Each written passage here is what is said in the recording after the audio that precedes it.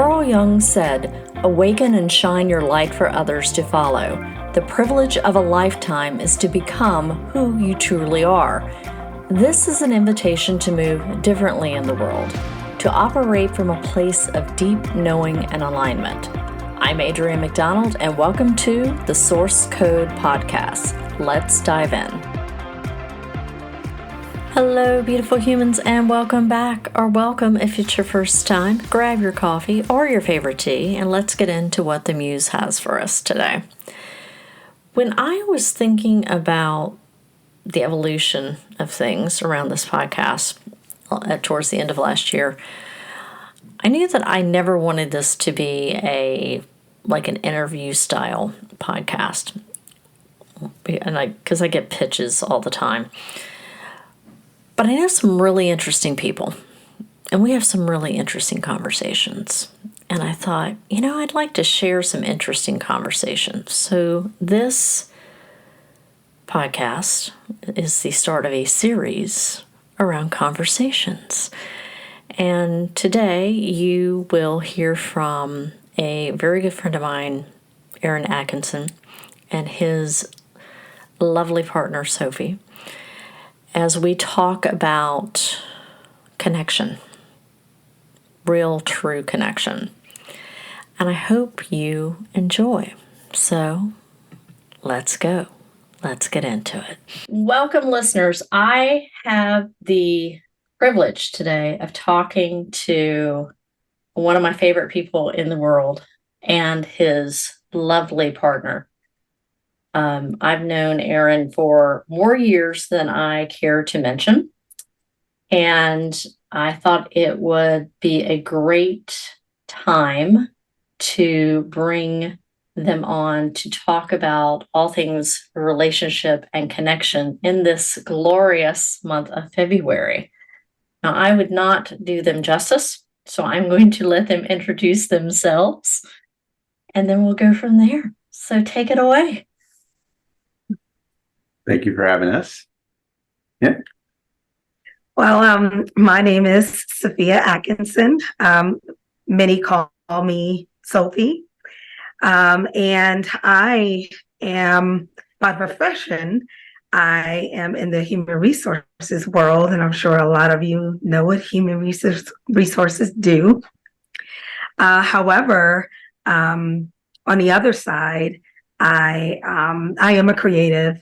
I, am a writer. I'm a researcher. I love to experience things and create things. And one of the biggest things that I've been wanting to take on for quite some time now is dissecting relationships and how to kind of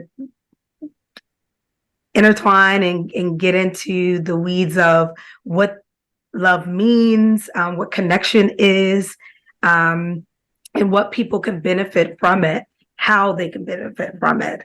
I'm here today to kind of partner with my husband to talk a little bit more about love and what that means to us and also to the world. You're also an amazing performer. Well, I've seen some of your performances that Aaron has posted online, and such beautiful movement you have. It's really breathtaking. Really breathtaking. Oh, thank you. I appreciate that. Thank you so much. And my name is Aaron. I am also a creative, and I'm an author. I'm a visual storyteller. And one of the things that's always resonated with me is why we are the way we are. What are the particular things that makes us do the things we do, and the importance of connection. And I would say that in the beginning of Sophie and I's relationship, we would spend hours just talking about relationship and connection. And the book that we just published is a couple of years of those conversations and us really trying to get to a place to figure out, I think, what we feel is our purpose, to really help people be better connected in their connections in this relationship space, and to try to bring some awareness around some particular behavioral patterns that we fall into that keeps us out of having real good connection. I love it. I love it. My copy of your book is supposed to arrive on my doorstep today, so I'm looking forward to that. And I will put a link in the show notes so that our listeners can access that as well. I was thinking about some of the conversations that we've had over the past several years, and one of the things that kept coming up for me is the fact that when we come in and out of relationships, we replay some of our childhood roles, right? Mm-hmm. And if we haven't healed that stuff, it really comes out, especially in our intimate relationships.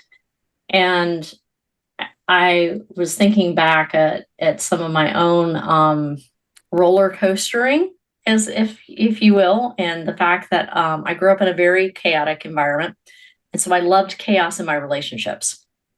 And I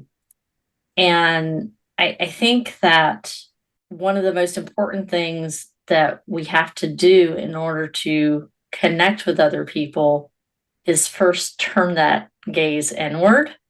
And I know Aaron and I have talked about that on a couple of different occasions throughout both of our journeys over the past 10 years. And I've known Aaron long enough for me to come in and out of a couple of relationships, I think. And I think that was a real turning point for me. And would you say that was the case for you? And Sophie, weigh in as well. Yeah, I think one of the things is like you've got to get a good sense of like your place in the world independently. And I think it's very easy, especially in long-term relationships, to kind of, there's an identity that you assume in a relationship. And when you're out of that, if you're only tied to that identity, it can be a very challenging time for a lot of people, because now they can't really understand who they are outside of it. And I think that for me, when my previous marriage ended, I think one of the big things I learned as I was going through that was I had really come to a sense of radical acceptance for who I was and how I wanted to be.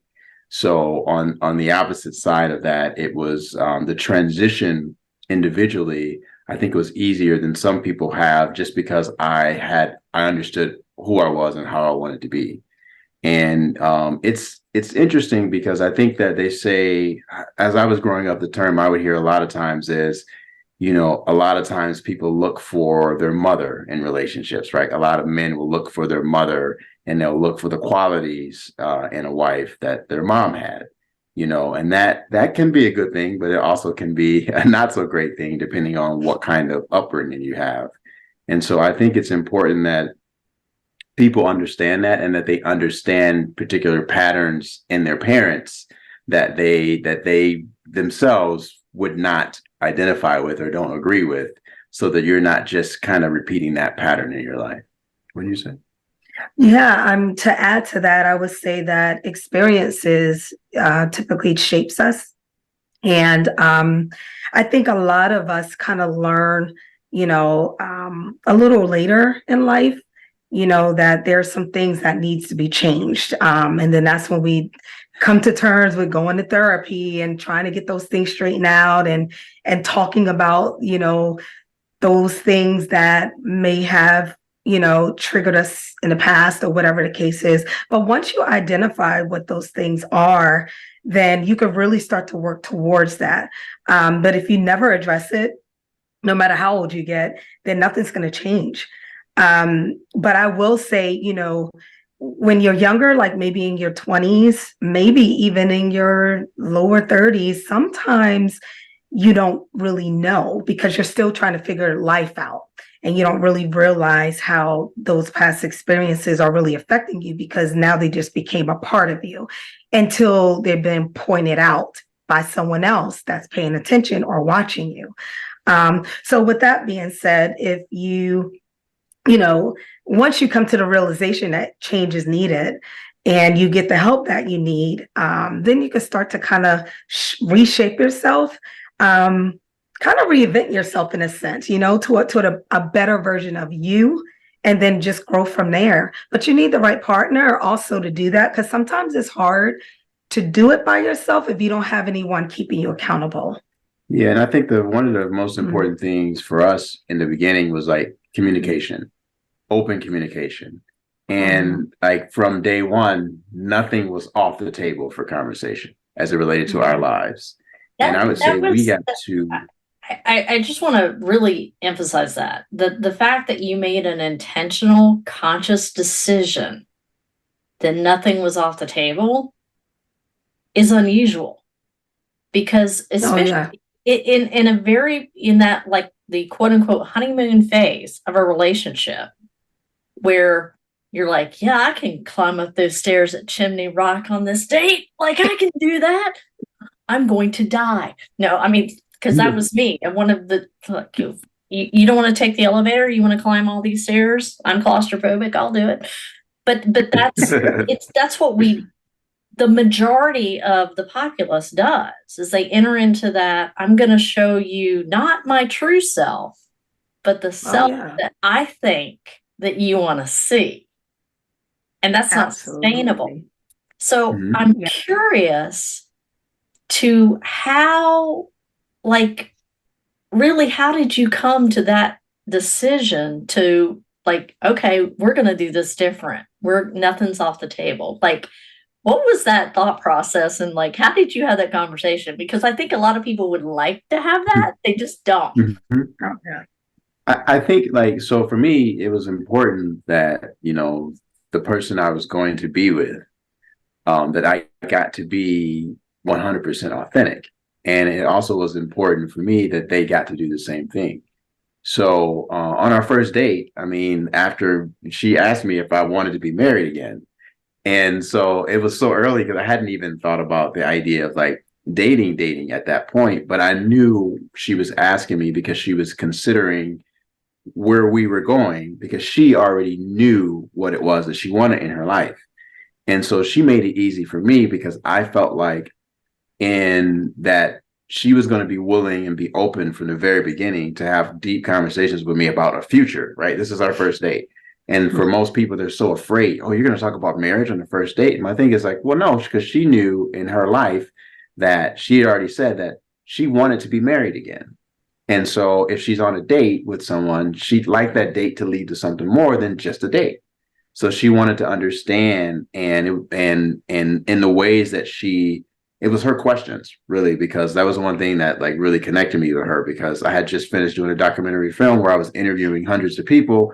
And all of a sudden I had someone asking me all these questions. And then she also made it easy where I didn't feel judged by anything that I was sharing with her from my past. And I think that was like one of the big, ways that she made it easy for us. So.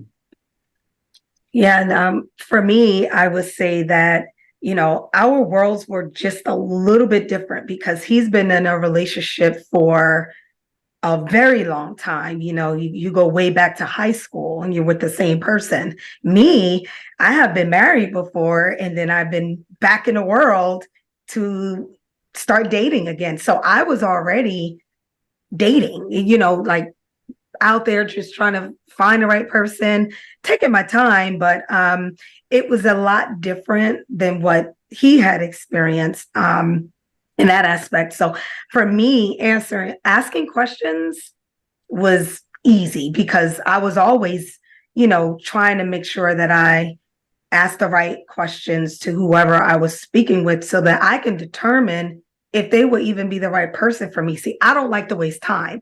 So there's people that like to go to dinner and like to chat and then just like to, dress up and all that stuff. And it's like, that's all great.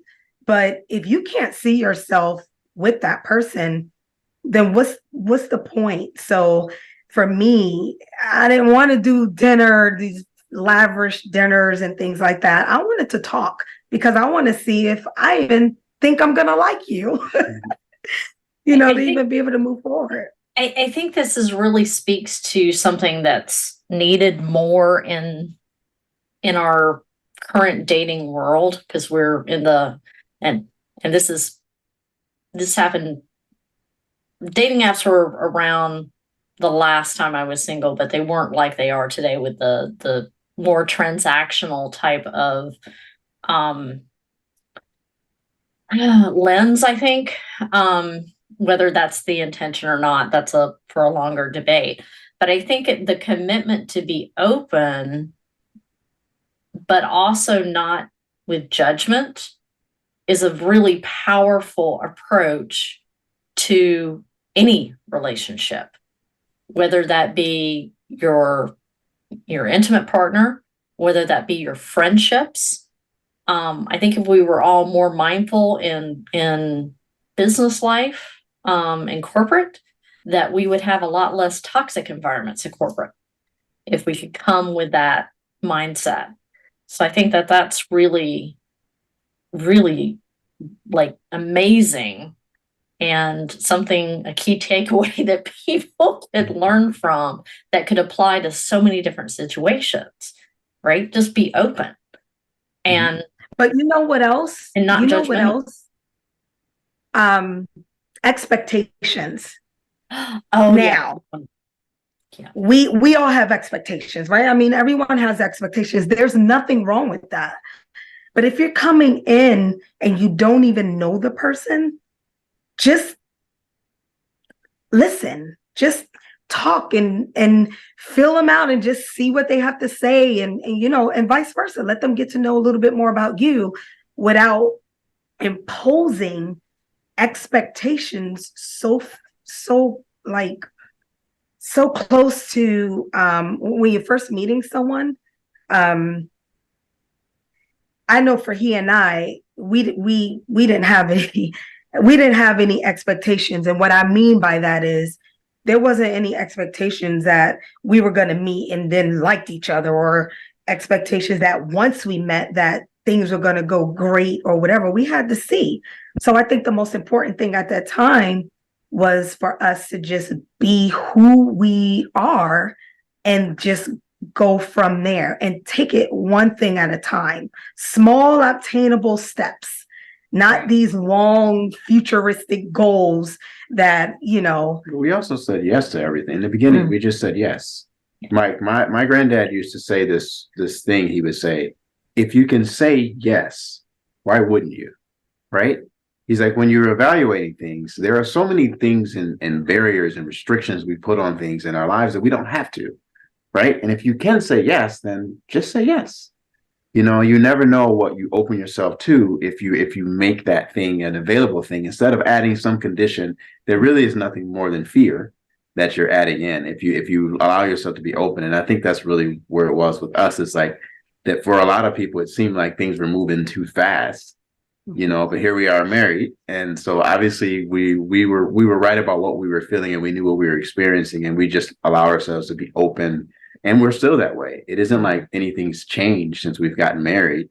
It's weird because I told her it seems like I feel like on a weekly basis, we just get closer and closer and closer, and even through conflict, when we're trying to work through things, I feel like that even brings us closer because we just have a better understanding of each other. And it really is because we do come from this space where neither one of us is judging how the other person is in the world. Yet it does not mean that we're not corrective or try to bring things to attention that we might see in behaviors that we think that she can see things that I can't see, right? And vice versa, because of the way we have been in the world, and we're able to communicate that to each other without attacking each other. And I think that also is helpful. So what are some of the ways that you approach that? If a little irritant comes up, it's like, I don't understand why you cannot put this in this hamper. You put it beside the hamper. Now I'm being sort of snarky, but you sound like you're talking from the female part of the brain. I am. So, I'm the one that does the laundry. I do no cooking in my house, hardly at all. My husband is a fantastic chef, but Oh, nice.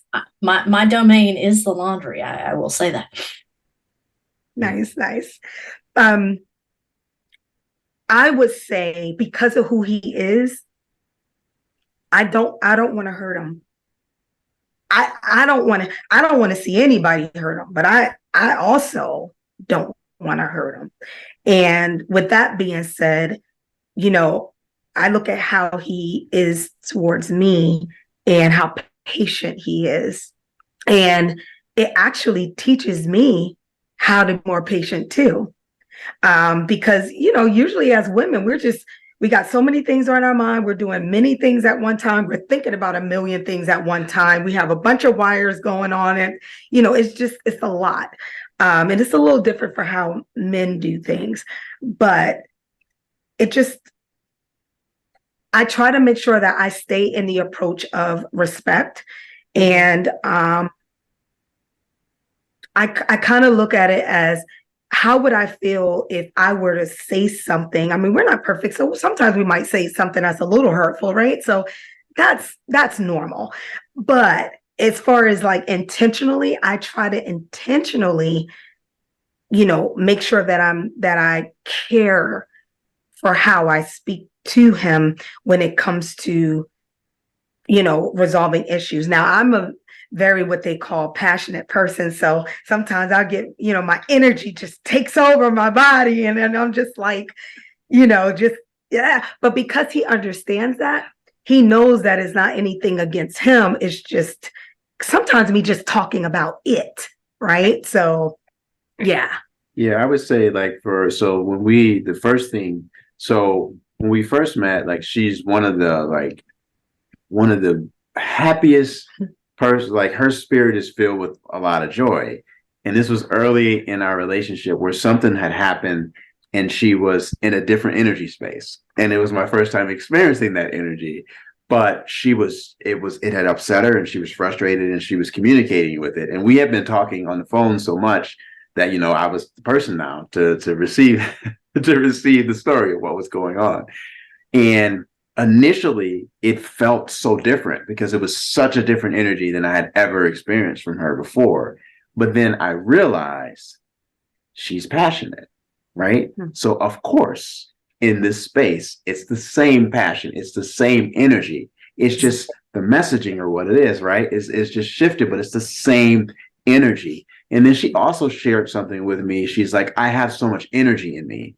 She's like, and I just have a lot sometimes, and I have to like find some way to get it out. And that also explains other times, you know, and it's because we are in constant communication, constantly in communication, constantly learning.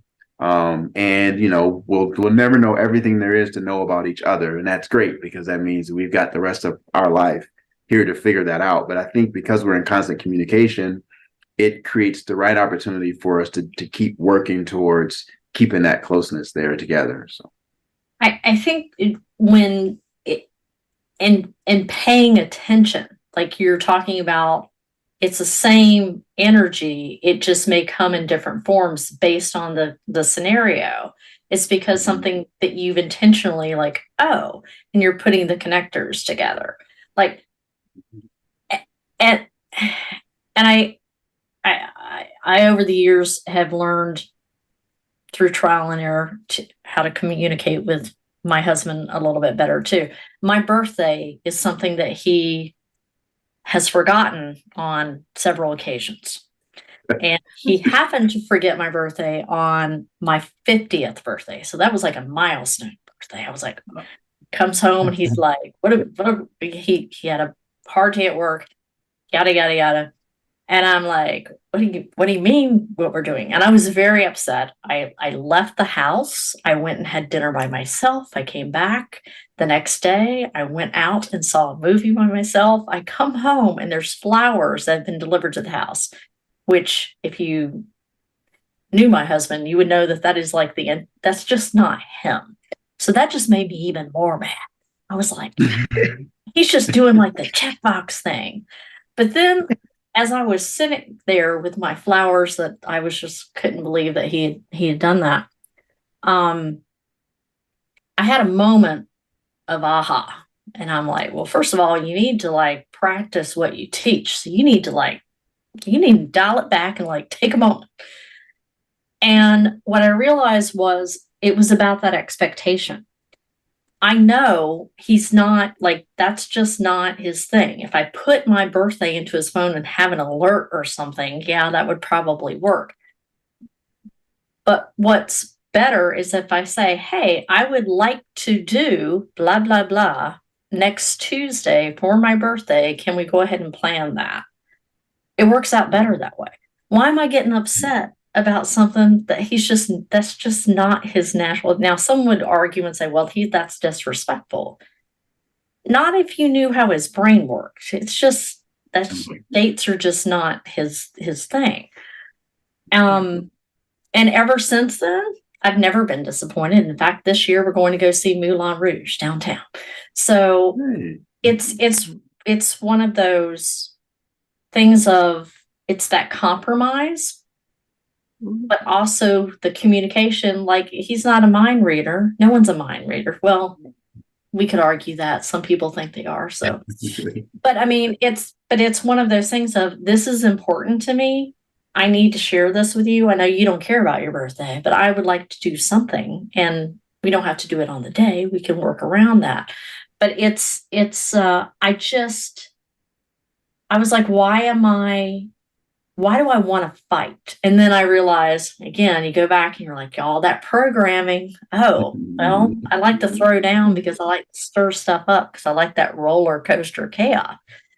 No, I don't. Not really. And had to, because, even now, sometimes that'll come up and you have to like, okay, that's just the programming. That's not me. So one of the other conversations that we've had is the power of storytelling. And I love the concept that you guys are taking storytelling and you're now incorporating that in your core work with people. And that is amazing. That is amazing. So tell me more about that, because I am super excited. Yeah, you want to go? I mean, just I'll say something small really quick about that. So I mean, we all like stories, right?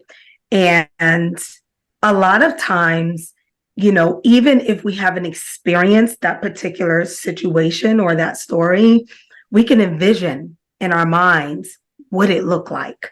Painting a picture. I'm really good with that when it comes to, I'm a very visual person. So if someone is talking about something, it doesn't matter what it is. You could be talking about how, you set a piece of paper on fire and watched it to see how long it was going to take for it to go out, right? And I'm literally in my head visualizing that very thing.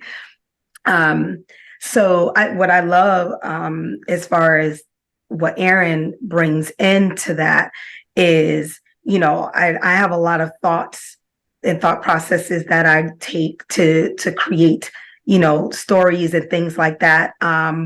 And he can bring it to life. So we work very well in that aspect together. That's and I think like it's one of those things where like you, as children, in our lives, like most of the ways in which we came in contact with the world was through stories, right? And so one of the biggest ways that we started to understand this vast world that we had no knowledge of were through all the different stories that, our families or any entertainment we're, watching. And pretty much the way we came to understand the world was through story. And I think that it's the modern world, I think, has also created a situation that says this is for children, this is for adults. And it's created a bunch of adults that don't believe they have permission to dream anymore. And because of that, I think that we, within the information we had in our course and some of the things we've done in our workshops, some of the most beneficial things we've done have been through like stories or exercises. And I'll share this because this is one of our best examples from a workshop that we did last fall, and we had a couple come up, and so we had the husband and the wife, and the wife was telling the husband a story about her day at work, and the only instructions the husband had was repeat exactly what she said back to her. And so this is about active listening.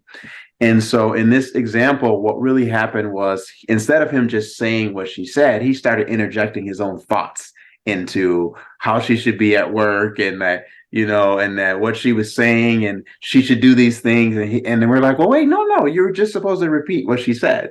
And if you go back to stories in the past for a lot of tribes, there wasn't a written word. So everyone had to know the story. They had to know it verbatim, right? Because that's how you passed it down for generations. And I think that story is the essence of who we all are. And one of the things I've learned through doing documentaries is that there are millions of people in this world, billions, to be honest, of people in this world who will go through life and they'll never get an opportunity to share their story, to tell their story. And so I think that by us including story into our lessons, it gives you a more visual way to connect with what we're saying. And I think it connects a little bit better than just telling someone, here's the problem and here's a solution. That is so, I mean, there's so much deep truth in what you're saying. We are wired biologically to embrace study a story more. I mean, when there have been studies looking at the parts of the brain that light up from someone that is telling a story and someone is hearing it, and they're like virtually no difference. I mean, it's really powerful. And I think that you are correct in, oh, well, fairy tales are for children. No, fairy tales are for everyone. I mean, that's how we learn so quickly. We learn much more quickly because we retain it more, because it makes more sense in our heads.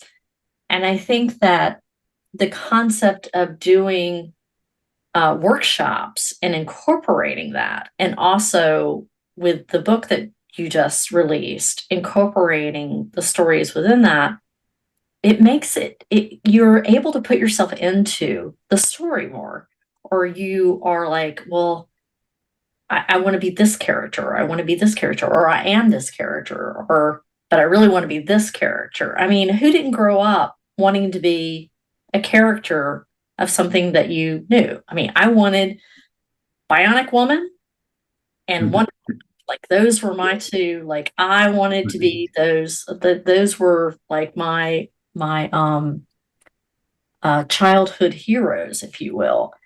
And I think that it's super underutilized in a lot of different ways, especially in this, like, how we connect to other people in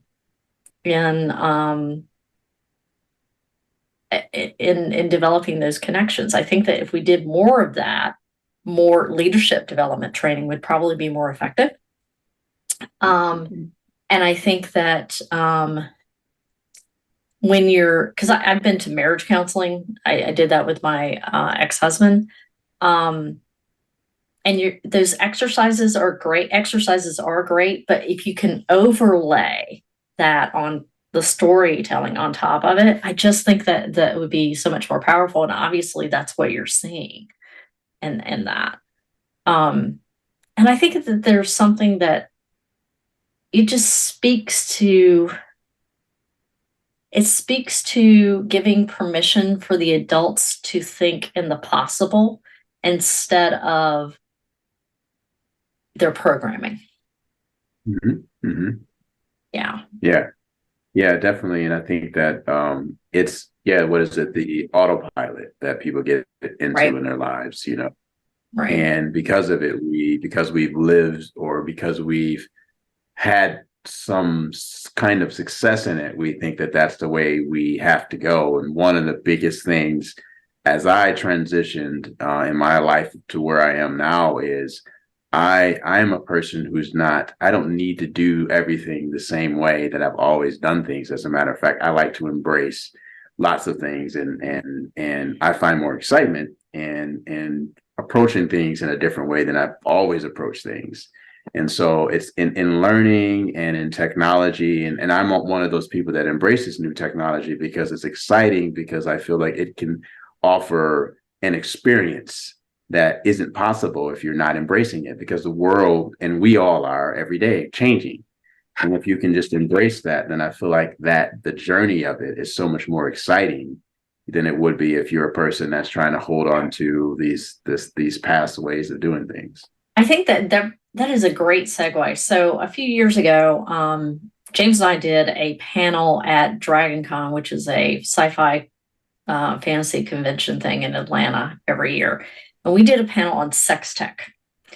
And it was the most attended panel that year. It was a late night adult panel. But we had standing room only, and they were shocked at how many people came to the panel. And we didn't know what we were going to get, because the title of the panel was sex tech. And what we were talking about was the impact on intimate relationships with technology geared towards sexual devices, etc. What we found, though, in the Q&A and stuff that we were talking about was you could feel the energy in the room. And you've done enough workshops, you know that like you can feel the energy in the room of there's this tech, but we all still feel so disconnected.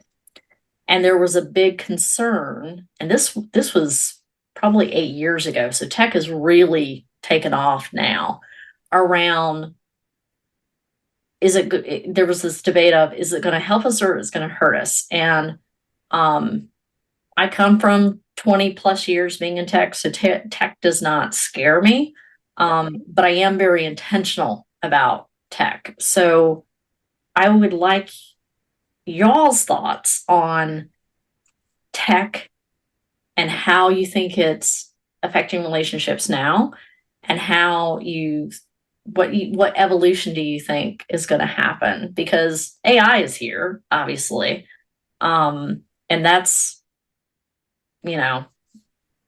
not, the genie's out of the bottle. You're not going to put that back in. And I'm not one to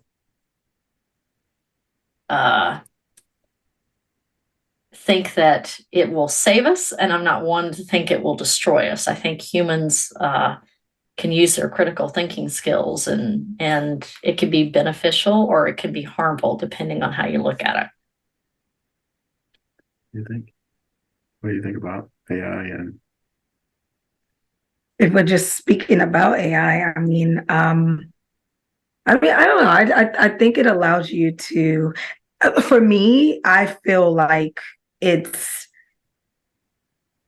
Google on steroids pretty much, because when I do research, my normal way, my usual way anyway, would go to Google, right, to look up some things. But AI, it seems to do a little deeper dive and pulling some stuff on. It's like, wow, yeah, that's exactly what I was looking to receive, but in more depth. I think, with the world changing, we obviously have to change along with it.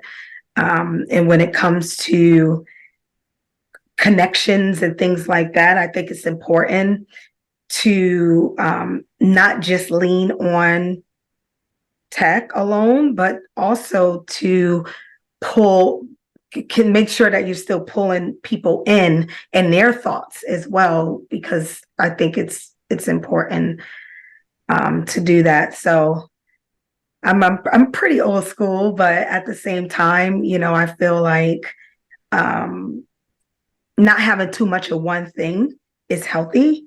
So if you can balance it, then I think it's great.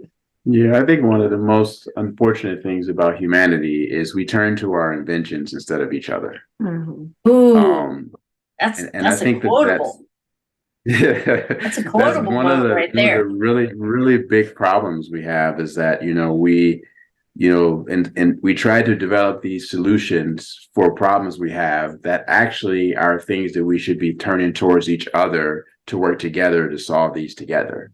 Right. And so someone in their life has an issue with communication or has an issue with being social. So what do? They develop a social network for people to come and connect, right? Because they themselves are having trouble with being social. And because of it, they actually aren't developing something that makes people more connected. It does the adverse, where it basically creates conditions that makes people less connected.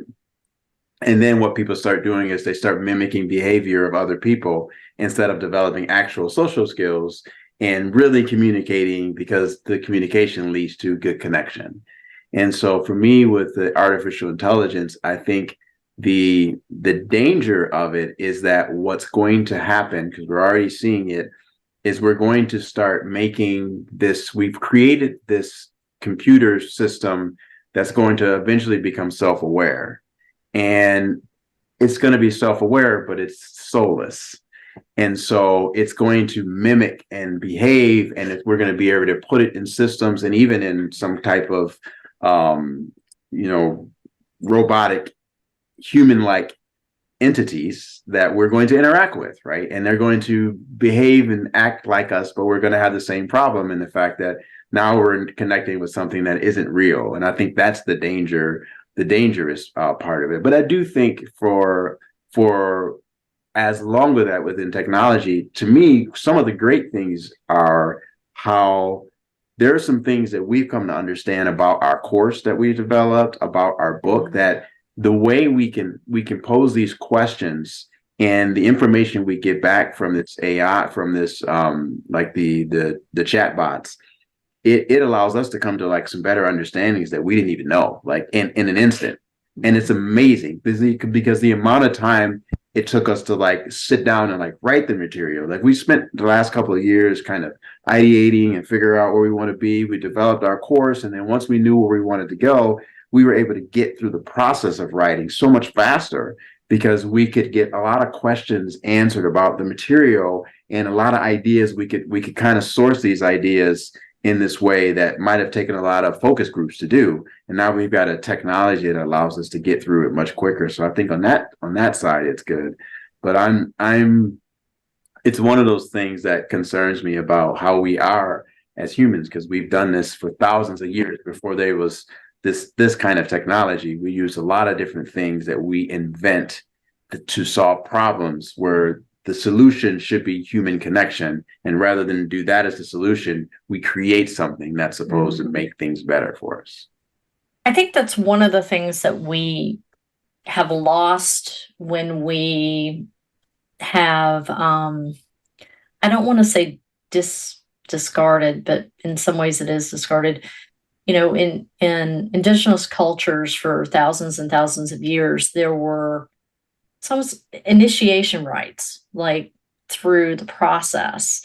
And I feel like when people went through those rites of passage, and we even had some of those, even me growing up, but they seem to be less than they once were. But those rites of passage instilled some identity in yourself.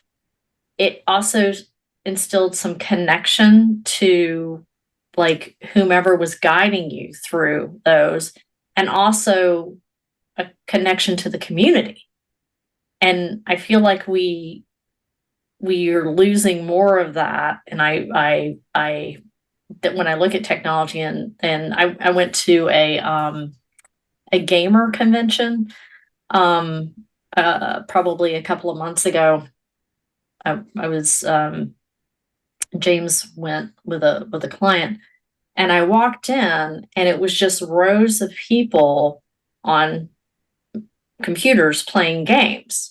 They weren't talking to each other, they were playing the games. And then there were boxes where they had VR helmets, and but there wasn't a lot of communication with other people. And somebody asked me, well, what do you think? And I was like, I'm sort of going more in a different direction.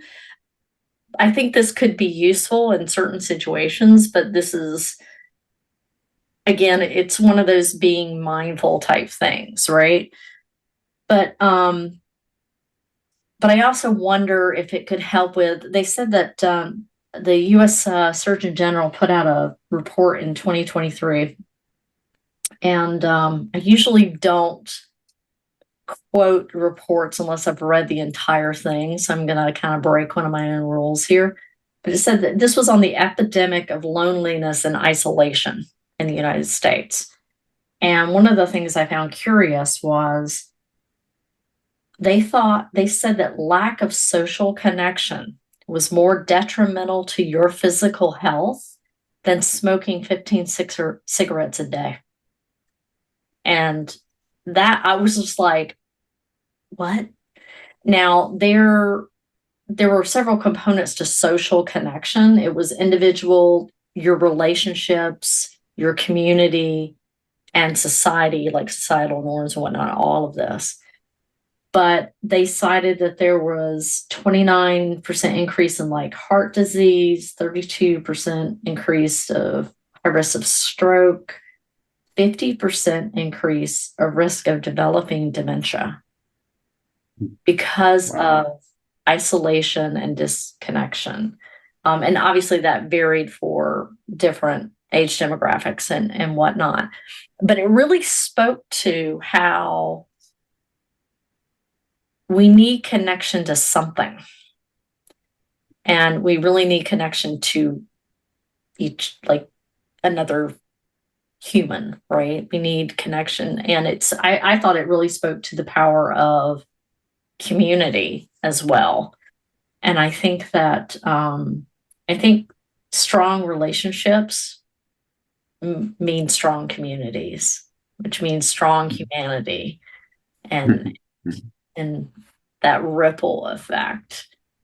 But I thought that was really interesting that it was more impactful than smoking 15 cigarettes a day. And cigarettes were above, I think, some odd number of alcohol drinks too. I was like, wow, that's pretty I think the pandemic is a great example of that.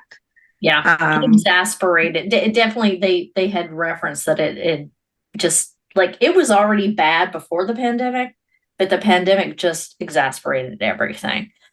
And I also think that the pandemic was an opportunity to shine a light on that in a different way, so that it couldn't be ignored anymore. Because I think more people were looking at it. They may have been looking at it from a different context, for their own, whatever their own motivations were. But I think nevertheless, the data, there's actual real data out there of impact on that. And I think it just highlights the need for beyond surface level connection with people. And that there's no better place to start that than in your home with your own partner. Right? Yeah, it's interesting because there was a shift that I noticed. This was maybe 2013, 14-ish. Also, it was about 10 years ago. And I'm a person who helps. And I was at an event. And I remember meeting a guy who was starting off with photography. And so we connected on social media, and then I was just offering to help him.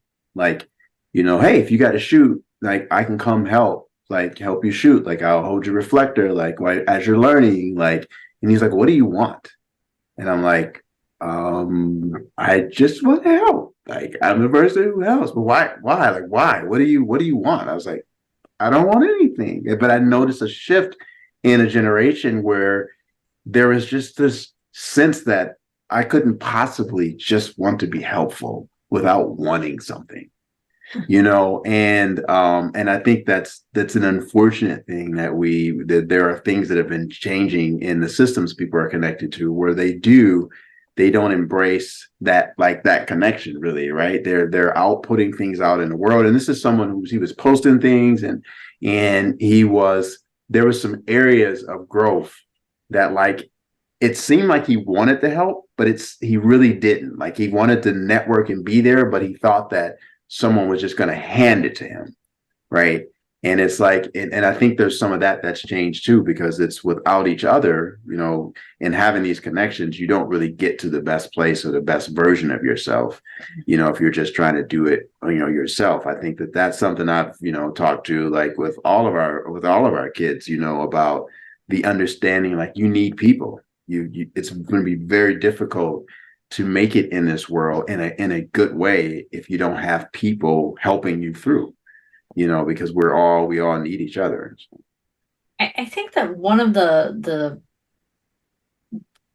things that the personal development and spiritual development industries, like the areas, are really struggling with now is, for a very long time now, and what really birthed, like, the personal development industry in particular, was the focus on the individual. And I think the focus on the individual, when you, like, turn that inward gaze, is super necessary. But there comes a point that when we're never done with our work, but there comes a point of it needs to be turned outward. Like, I talked about the fact that, vision boards can be very helpful, but rarely do I see on a vision board of where's the give back? Where's the impact that you want to have? The focus on the vision boards are usually, these are the things I want to have or experience, which, again, no hate to that. That's awesome. And everybody, like, can do whatever, put out whatever you want. You do you. I'm very pro that. But I think that everyone's purpose in this world is the same. I think you come into this world for the evolution of your soul and to contribute back to the collective in some way. Because I think everyone can give back in some way. You may not know how you've affected another person. Like, that person, you just don't know. We don't know the effect that we have. We will never know the ripple effect. But I think that that's something that this industry is struggling with. It's okay, in, which, again, we all need to do that internal work. But there's also this, you're part of a collective of humanity. So that's where the real magic happens, is, like, when you can, like, blend the two together, right? Like, I mean, it's obvious what you guys are doing now is you've done all this amazing internal work, and then you did this, like, develop this garden with the both of you, and then now you're turning that outward so that you can help other people do the same, right? It's like that whole evolution and building that bigger ecosystem, right, to have that bigger effect. So I'm going to be mindful of time, but I am curious. Let's see. What do you think the top 3 insights, and perhaps whether it be exercises or just things to contemplate? I'm a big believer in contemplation and giving someone a kernel of truth and just let them sort of marinate with that. So what would be your top 3? I probably have more than 3, but I'll give you 3. They can read the book and go take the course for that, Sophie. I will probably say changing habits, because if you want to be better, you have to be open to change. So, changing habits, out with the old and with new. That's the first one. The second one, in no particular order. The second one I would say is, don't forget about the fundamentals. There are a lot of fundamental things in life, it doesn't matter what you apply them to, whether it's sports or whether it's life, work, family, whatever. There are fundamental things that you have to keep in mind, as you're going through. And I would say the last thing would be, how do you want to go about making change? How is it going to affect someone else? And a part of that is being kind, intentionally being kind. It's not always about what you can get out of something, but whatever you put out, especially if it's good, it spreads, and then you will reap the benefits just because of that. Just that simple. It's great. It's great. Aaron? It's great. Oh, you want each of us? Yeah. I was thinking she gave such great examples. Like it was great. She, this is really good. I know you got more. Like, put your spin on it. Understanding how you want to be in the world. I think that's like an important one. And along with that would be owning that. Because once you come to that understanding and then you own that understanding, it's better for you to navigate the world in a more honest way. And I would say, like she said, being open to change, because a lot of people talk about it. But if you really want to have, the kind of life that's fulfilling, you have to be open. You've got to be willing to be open to it. There's so many things that I do different in my life with Sophie than I did the past 20 years. And I'm very intentional about so many things that we even are dealing with or experiencing, that, making sure that I'm open to like doing it not exactly the same way I have in the past, because I'm no longer the same person I was. But so many people are so anchored in their past, even with their actions, that they're not able to kind of live a good way. And then I would say being willing to vocalize your love, how you feel, your feelings, because it's important and people need to hear it. And, you shouldn't be thinking it. If you're thinking it, you're saying it. I told Sophie that I loved her within 7 days of meeting her, because I felt it. I knew it. It was real. And it didn't matter to me that she said it back. And she didn't at the time. And that was okay. But I wanted her to know what I was feeling, because it was very real. And it was important to me to just be honest with my feelings from the very beginning I met her. And I think that people, if you could be more honest about what you feel, you'll either find people who receive you and accept you for who you are, versus those people who pretend to. Because if you're pretending to be a version of you, then you're also not going to receive anything real in return. And so that's what I would like to put on record that he says all the time, I told Sophie I love her in 7 days and she didn't say it back. Well, as a woman, we plan. So I had this plan to tell him, and it was going to be on a particular day around a certain time, with me giving a gift to go towards that. So I had a plan. It didn't mean that I didn't feel the same, as soon as he did. But think about that, 7 days. Many don't fall in love with someone or can say that to someone in 7 days. So that's totally understandable. But just wanted to put it on record that it was only because I had a plan that was going to be like for another 2 weeks. She made you wait. It was worth it, though. I can tell it was worth it. So like I said, I will put the link to the book in my show notes, in the Source Code Podcast show notes. Also, before we sign off, website, how can people get in touch with you? I will put that link in the show notes as well, but it is trueconnection.love. Okay. That is our website. All right. And do you have a course going on now, or can people sign up for a wait list? Or so basically on our website we've got some coaching sessions available. Okay. But we will have information published there about our course on the website. Fantastic. Fantastic. Well, thank you guys for joining. I appreciate your time. And Thank you for having us. Thank you. all right. I hope you enjoyed that first episode of my conversation as much as I enjoyed the conversation with Erin and Sophie. Their information is in the show notes, as I mentioned before. Check them out. Go give them a follow on social.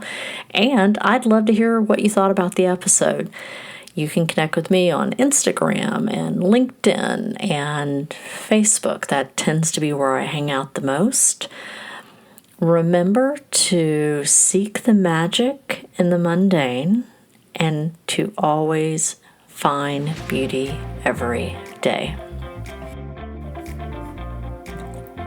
Thank you for listening to the Source Code Podcast. If you found this episode insightful and feel moved to, please leave a review and share it out with those you believe will find it helpful. You can check out my website for more information at www.adrianmcdonald.com.